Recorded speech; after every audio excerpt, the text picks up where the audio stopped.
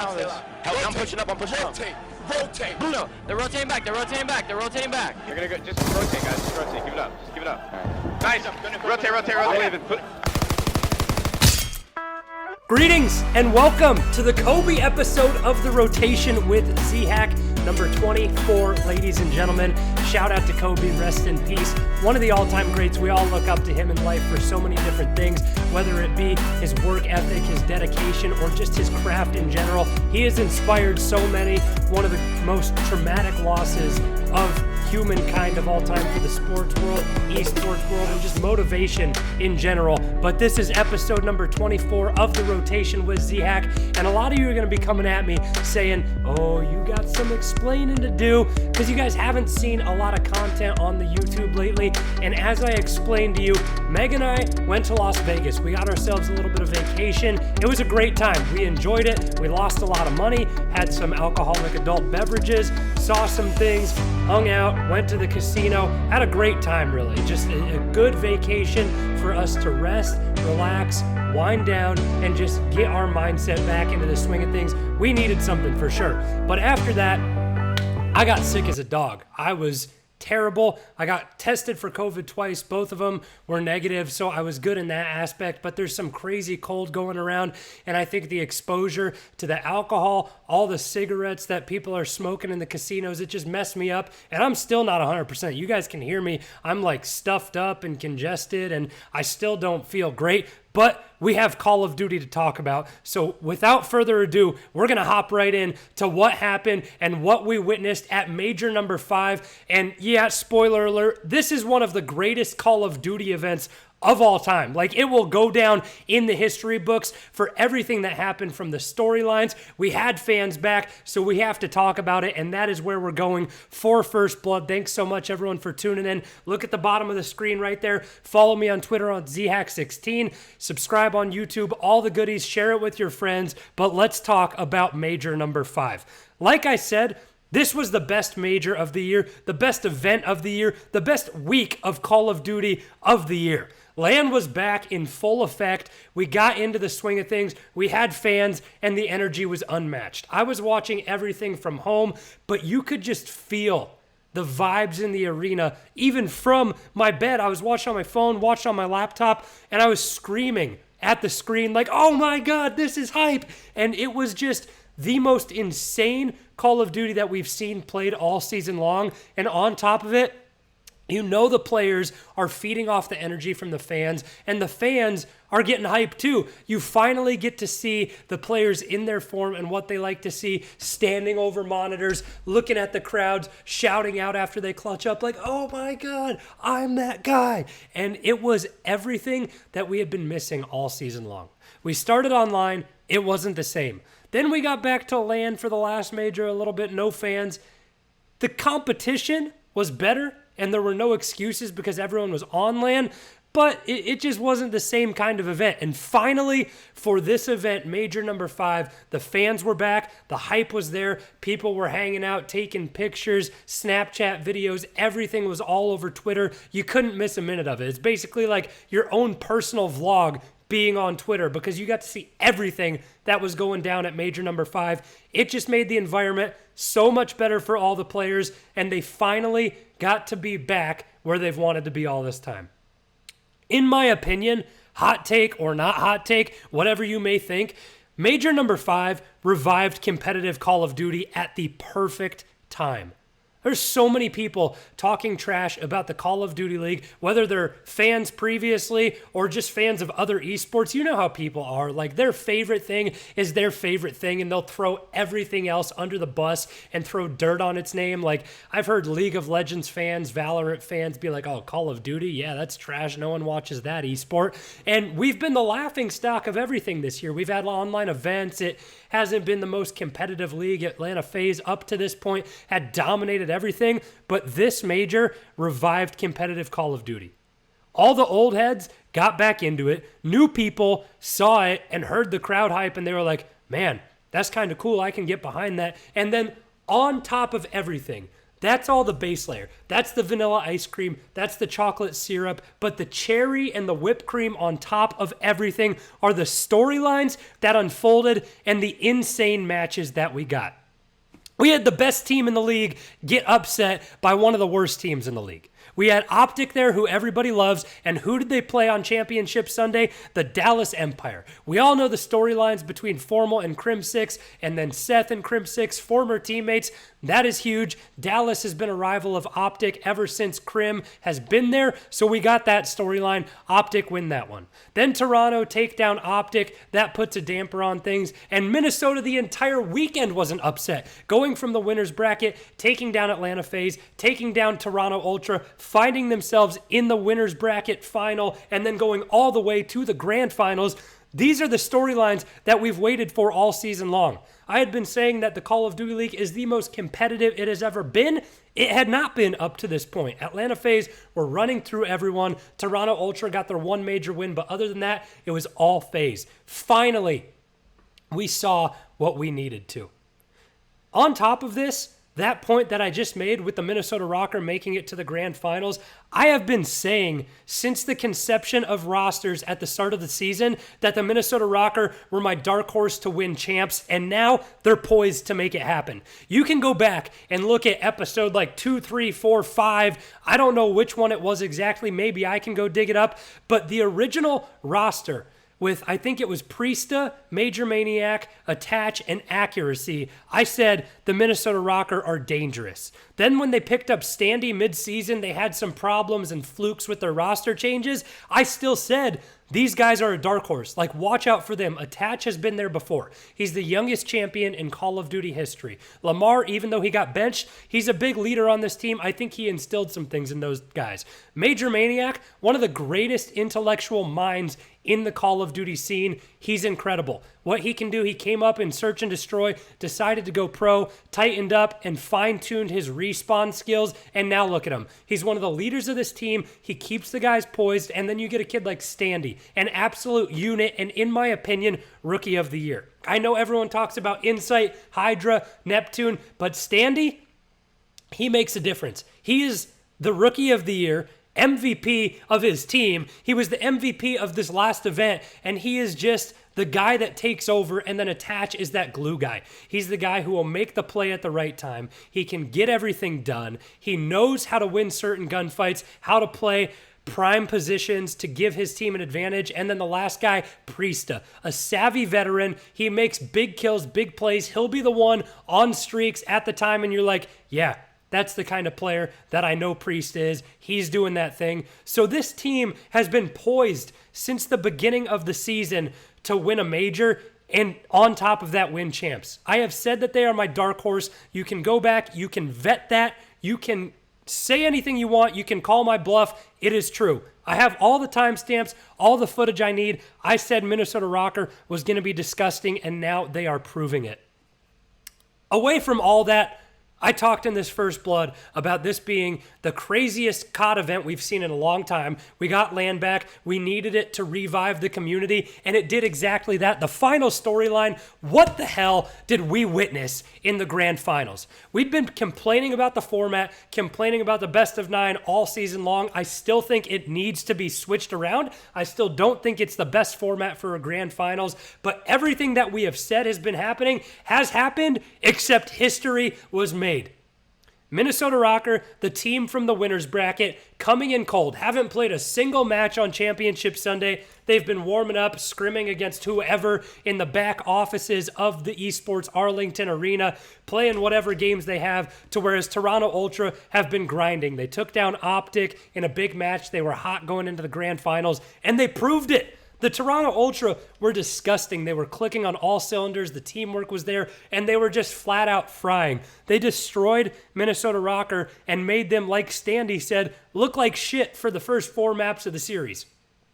Then Minnesota Rocker started to heat up. They got that first map under their belt, got some confidence brewing, and then the wise man once said, "It's never chalked." I love that quote in the comms. I love it from Major Maniac. He says it, and then these guys get it done. It was never chalked for the Minnesota Rocker. They look so good all season long, and if we can, why not start about talking where everything began for them? You look at what they did in the beginning of the weekend. They take down Atlanta FaZe in their first match, and that's like, whoa, hold on one second. Nobody expected that. So they beat the Atlanta FaZe, and then they go on from there, and I believe what they did is take down the Toronto Ultra was their next map. Let me fact check that real quick. So how it happens was we get there into the bracket. Yeah, they 3-1 the Atlanta FaZe. Then they take on Empire. So they needed 3 matches to win. That's why I wanted to check myself. They take down Empire the same scoreline. 3-1 against FaZe,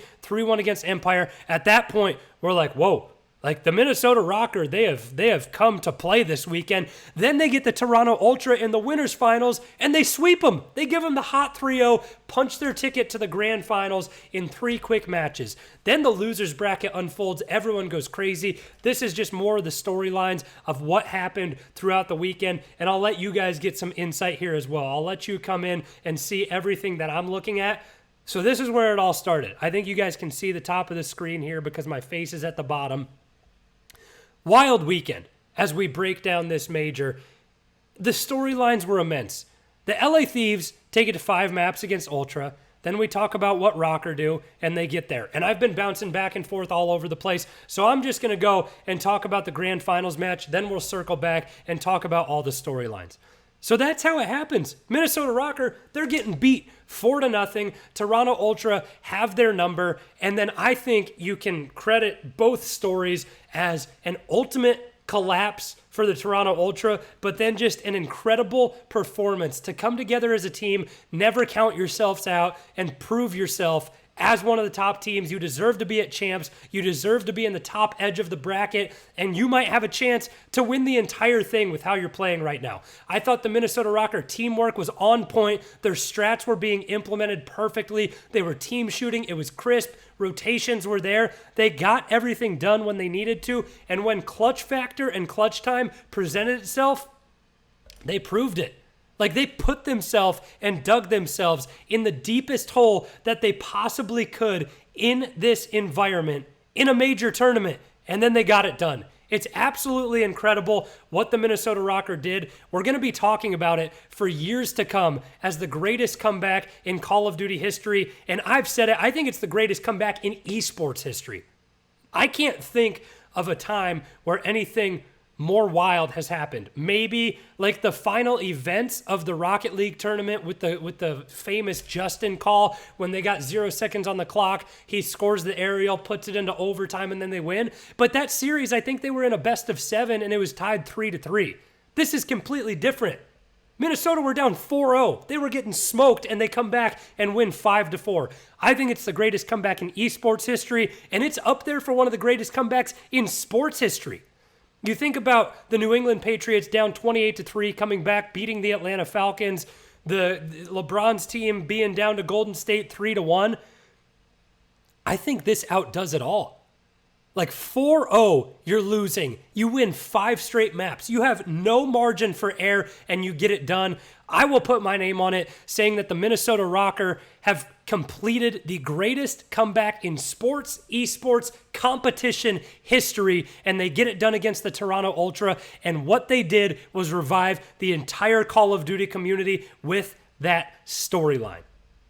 Incredible. That's my first blood take. This major, we needed it for the Call of Duty scene. Headed into Vanguard, we don't know what it's going to be like entirely and what competitive will be like. I'll talk about that more in a second. But for now, the fans are invested, headed into COD champs, and I think it's all because of the performance of the Minnesota Rocker.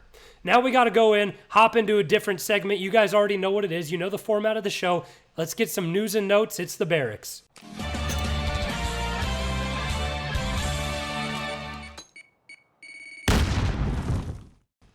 Several different things to talk about here within the Call of Duty League when it comes to news and notes. The first thing I want to do, though, since I was bouncing and pinballing back and forth all over the place, I think we go down and we break down Major number 5. In this episode, you guys, I'm not going to talk anything in depth about champs right now. I'm going to save that for another episode. This is going to be strictly about some storylines that are going on throughout the league leading up to champs. We're not going to break down champs. We're not going to give predictions. So let's hop in to those storylines that we have seen and everything that happened throughout Major number 5. So I'm going to kind of quick hit this here because I don't want to spend 30 minutes breaking down stuff that you guys have already seen, but I'm just going to give my 2 cents on stuff. The first big storyline, other than the one we already talked about with Minnesota Rocker, is right here. You look at this, the Atlanta FaZe, they are vulnerable.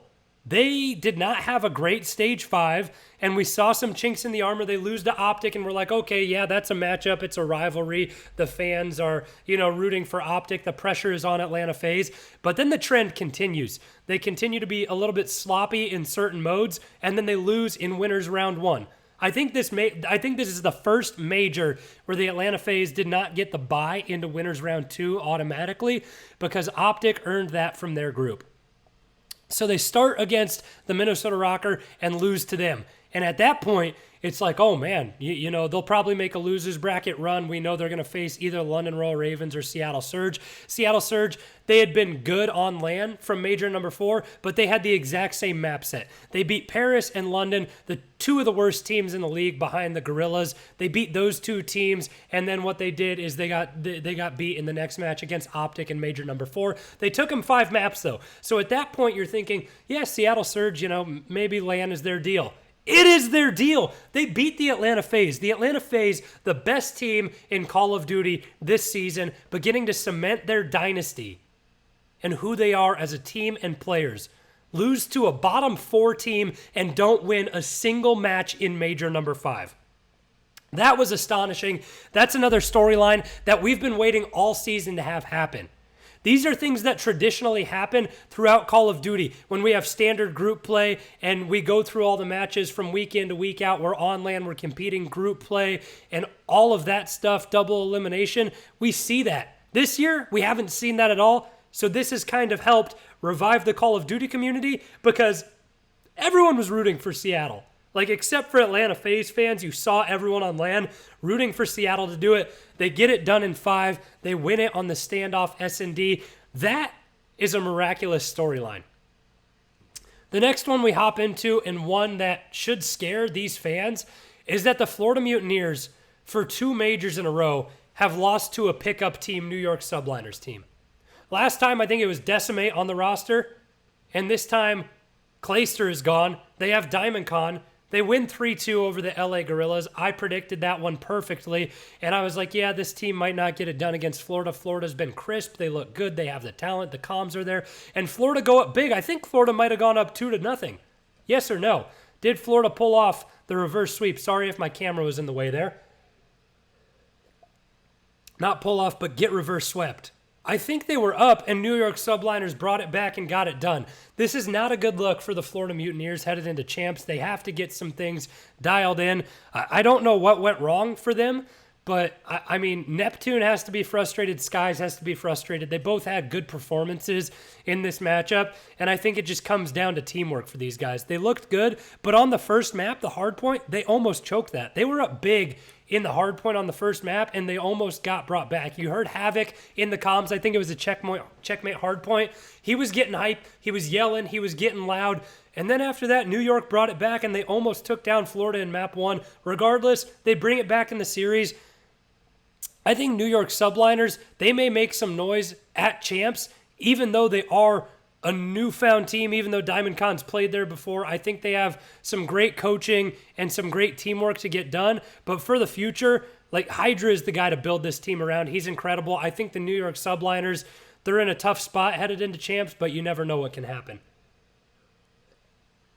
Following this, I think the big storylines come down. You know Toronto is going to be there. I don't think there's anything crazy with them. They're going to have a chip on their shoulder after choking to Minnesota in the finals when they were, up big there 4-0 and you get reverse swept. Obviously, there's going to need some they're going to need some time to heal from that. Like, no questions asked. That's a tough situation to be in. They'll need some time to heal. I think they'll bounce back. I think they'll be one of the top teams at Champs. They'll be okay. Comes down to Optic. They had another 3-2 against Seattle Surge. They lost 3-2 to Ultra. They're pushing these matches further and further, tighter and tighter. Then they take down Empire in a statement win. They choke the round 11 on Raid and SND, in my opinion. We saw them get laundry control, hesitate, and not plant in round 11. If they get the plant down, Dallas doesn't get as much information. They have to retake. I think Optic could have swept them 3-0. Regardless, they played big there. Then they just didn't show up against Toronto. It was tough to see Formal. He really struggled. Got smoked the entire series pretty much. So he'll need to pick it up to come back, but Optic will be there. I think when we look at the bracket in the next episode for Champs, there'll be a storyline to look at. The final team, though, that you have to highlight, I think Dallas is consistent. They'll make some noise. It'll be hit or miss if they find a matchup like this against Optic. But the LA Thieves, they are just getting stronger and stronger with more time. John is finding his stride. You know Slasher on land is going to be big. He performed well. He's talked about it on Twitter. And apart from that, they looked dominant. I like what Kenny can do always. He's one of the boots on the ground kings. I think that the LA Thieves are a team to watch out for at Champs. So these are the storylines that I take down from the Stage 5 Major as we head into Champs. Like I said, I don't want to talk too much about COD Champs yet because I'm going to make that a whole nother episode. So we got to get off this topic before I get crazy because you know me, I could talk Call of Duty for hours. We have to split and get into another topic from the Barracks News and Notes.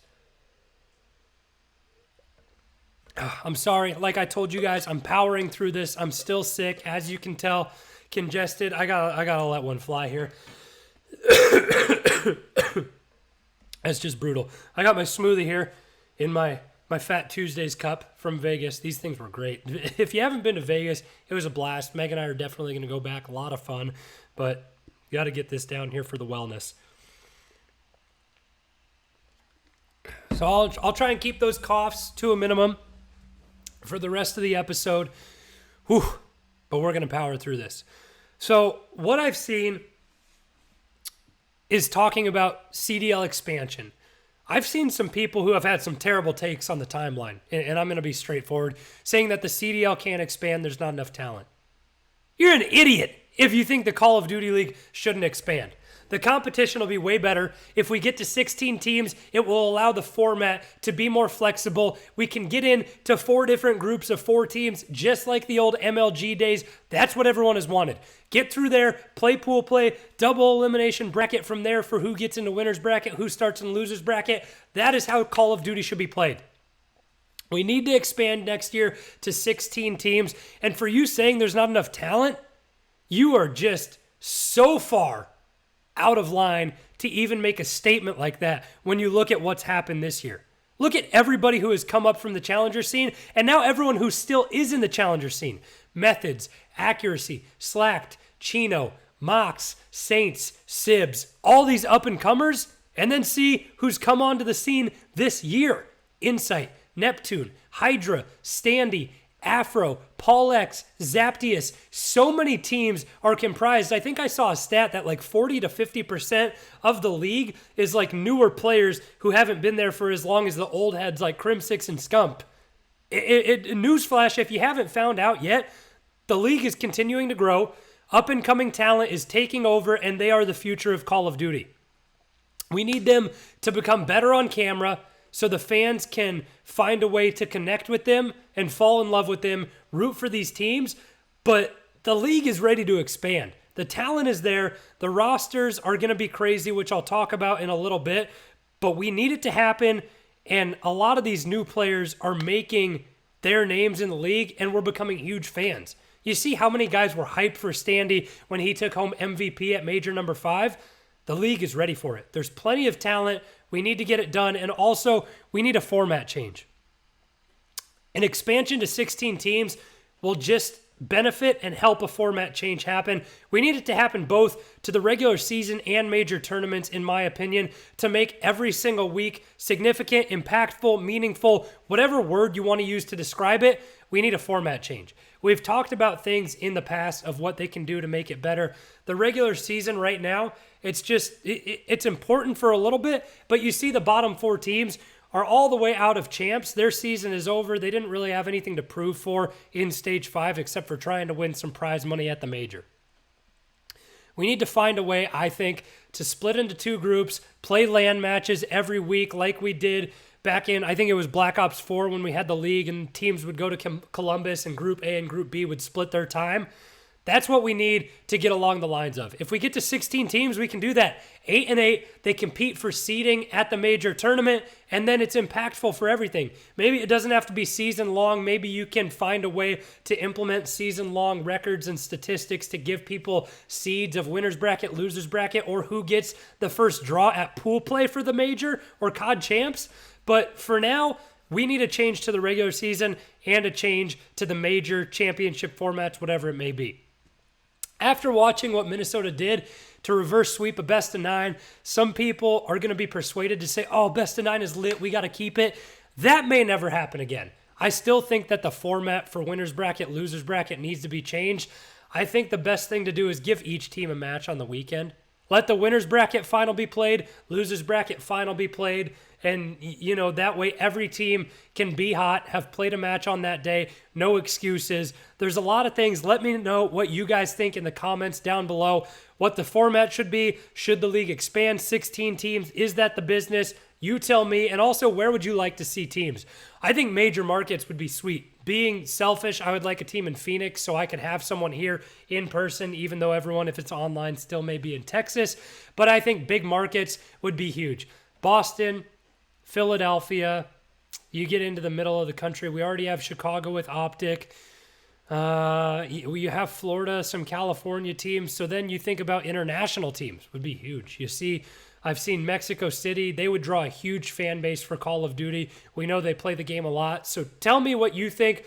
Should we expand to how many teams? How should we switch the format? And where would you like to see teams located? That's my biggest thing. I saw the takes that the CDL shouldn't expand. They definitely should. So that's the first statement with the Barracks news and notes from around the league. The next thing is something that I talked about last week, but I want to reiterate this and come back to this statement and this fact because I think it's huge, and I'm going to bring up the standings of the Call of Duty League just to prove this.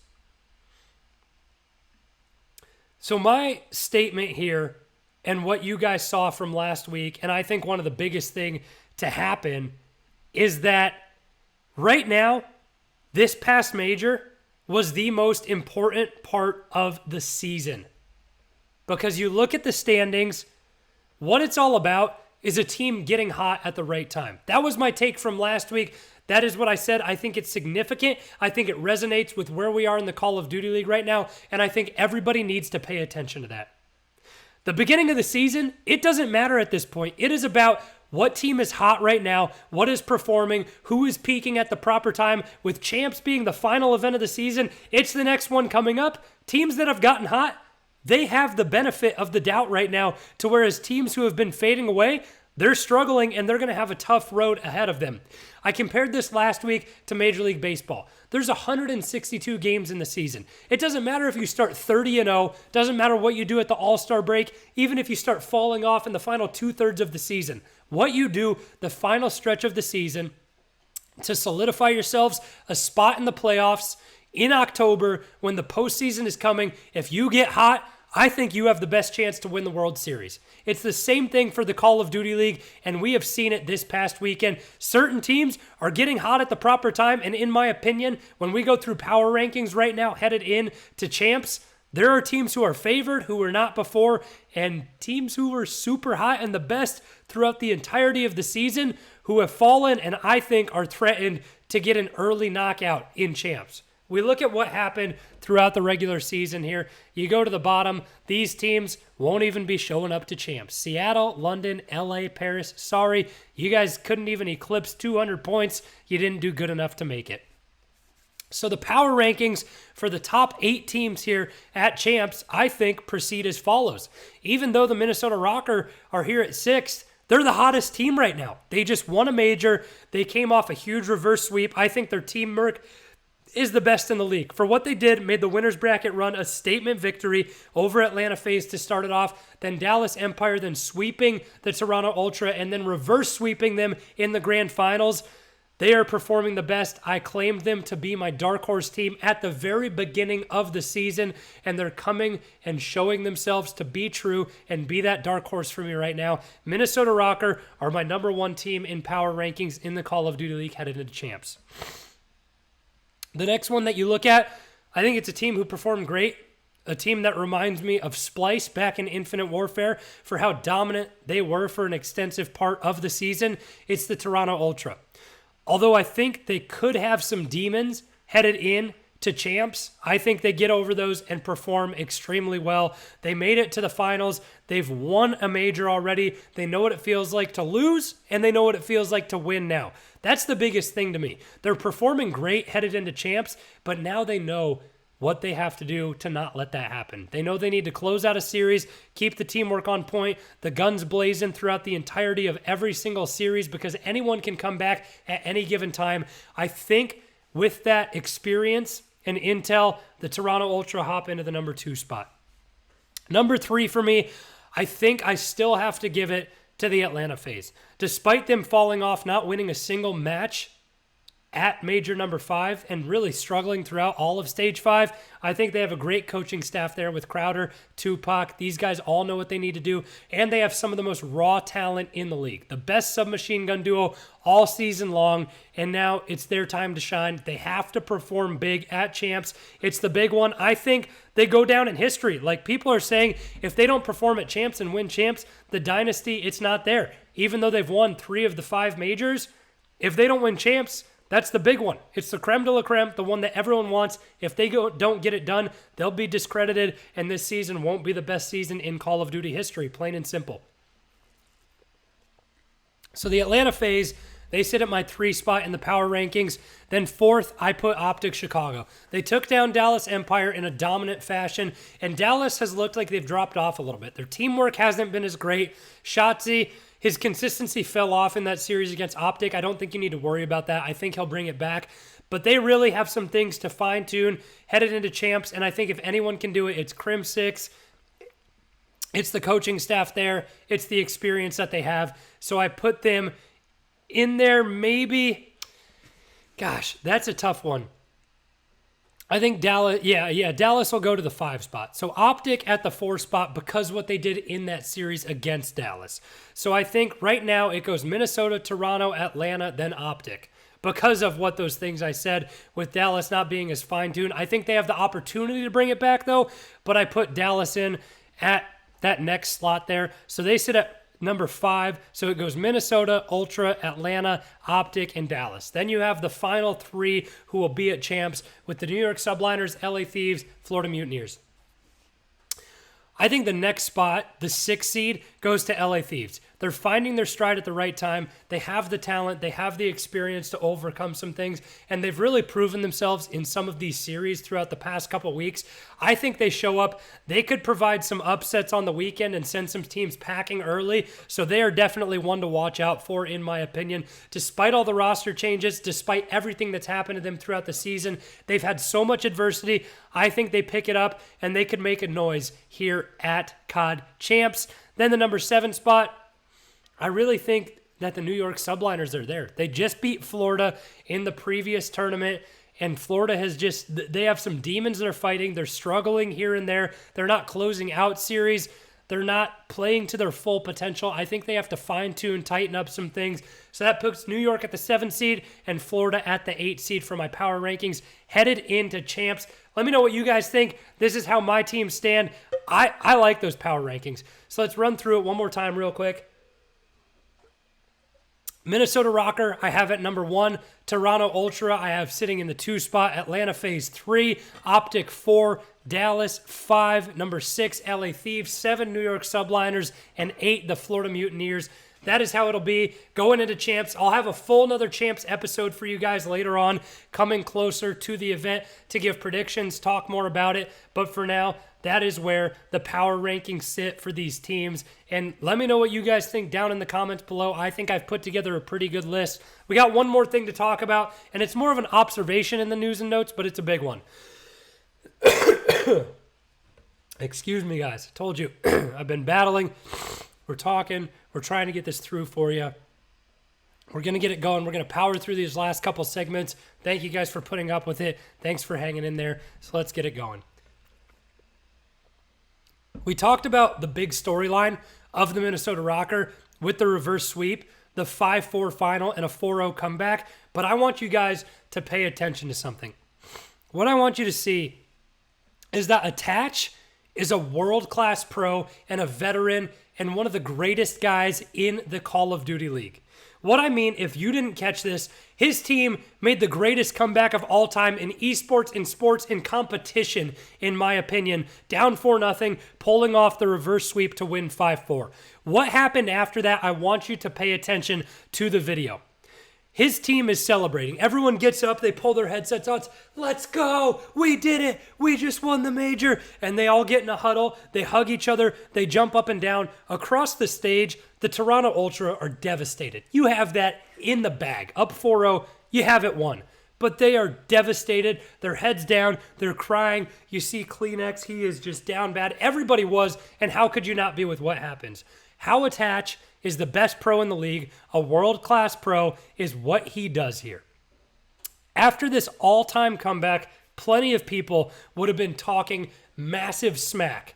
They would have been as hype as they could be, go across the stage. You guys choked, you're trash, you're dog. What does Attach do? In the video, you'll see it. He tells his team, he says, listen guys, hey, calm down, calm down, calm down. He tells them, he's in the huddle, he's hugging the team, they're hyped that they just won, and then he goes, hey, calm down before we go to shake their hands, okay? Because we're going to be graceful opponents.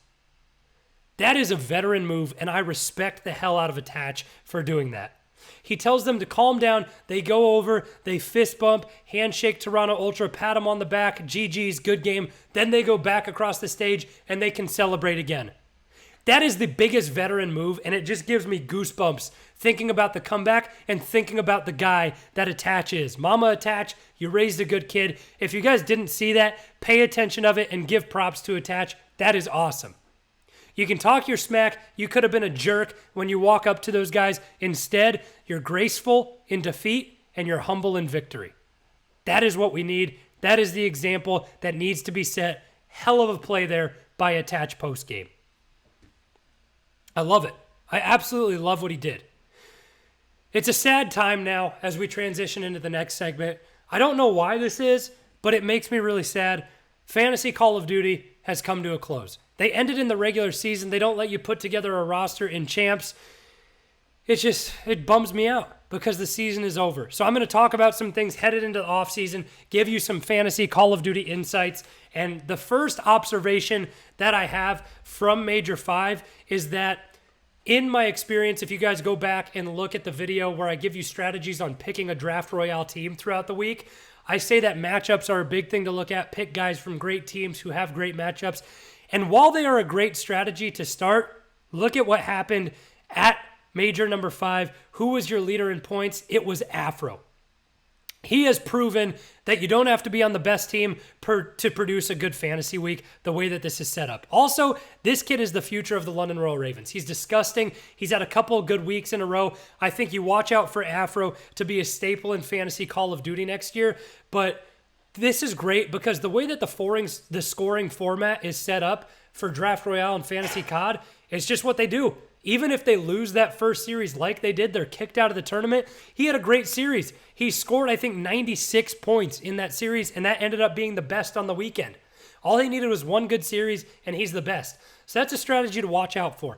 If you have a great player on a team, even if they're a trash team, maybe keep an eye on them and pick them up, put them on your roster for the week because they could come at a good budget and perform well. It's like picking an all-star on the Cleveland Browns or the worst team in the NHL, worst team in the NBA.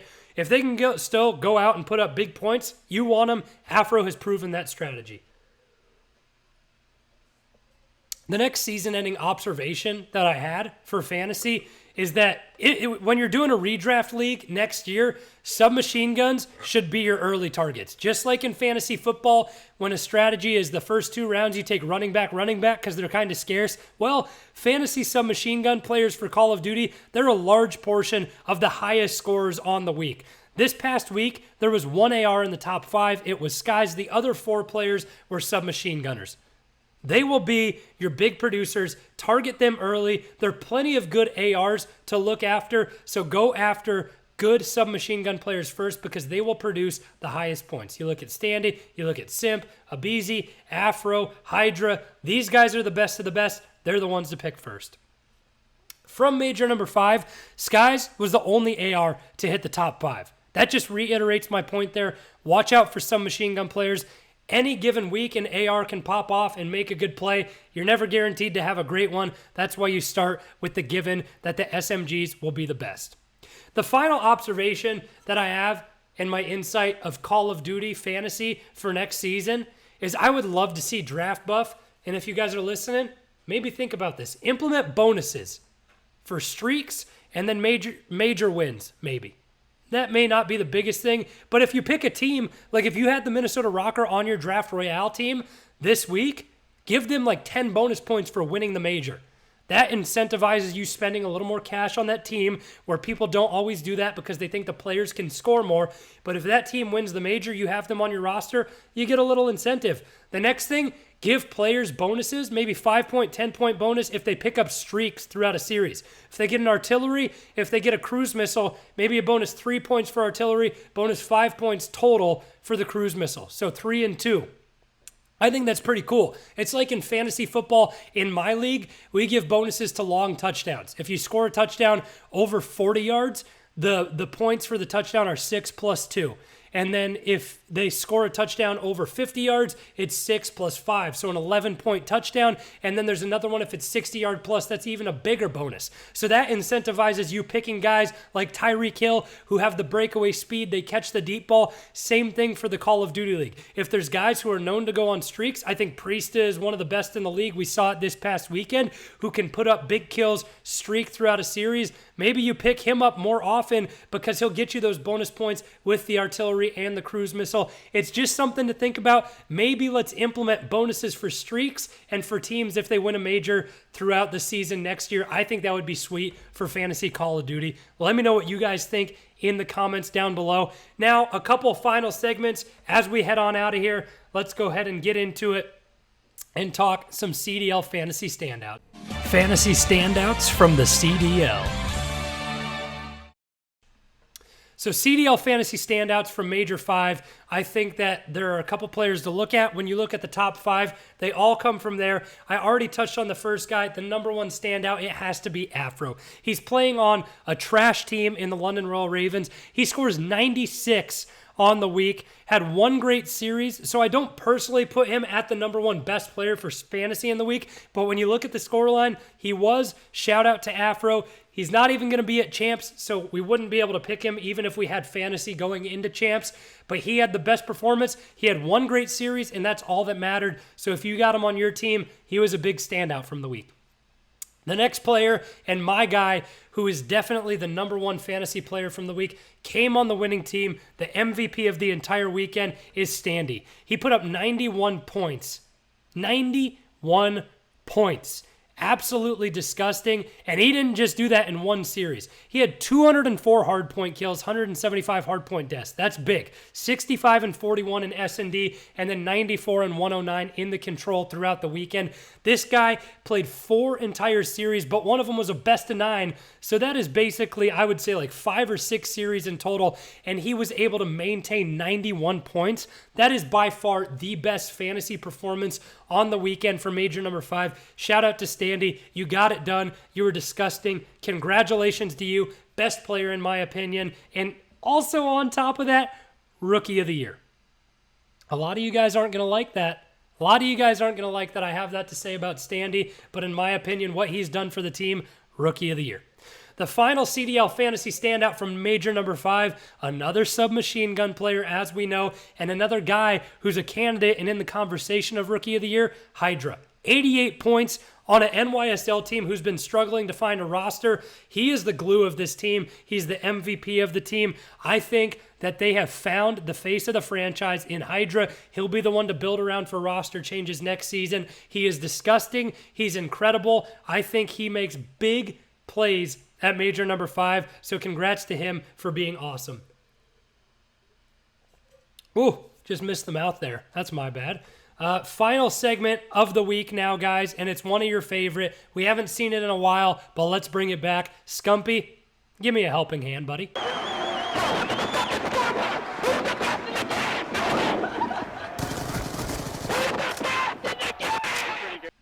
Who is the best in the game? It is the clutchest team in the Call of Duty League from the past week. Your winners from Major number 5, without a doubt in my mind, no hesitation.